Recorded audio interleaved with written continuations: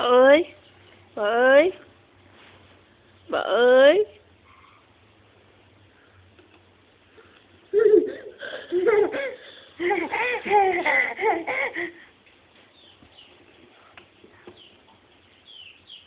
chấm bên này chấm bên này coi con vịt kêu sao con mèo ông Phúc kêu sao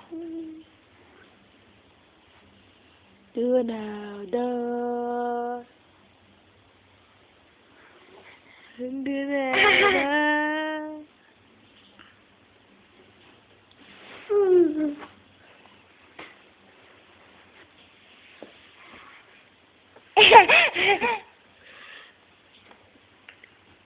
chép bên này coi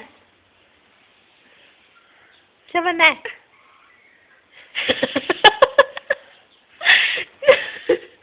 con cứ đi nuôi đi nại thế đi ra đi ông Phúc hay sao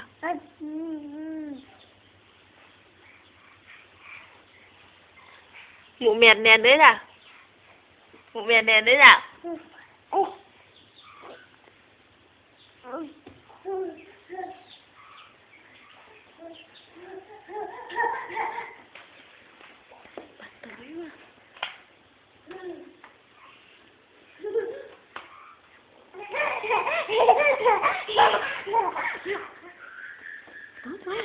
máu mình xịt đó mình xịt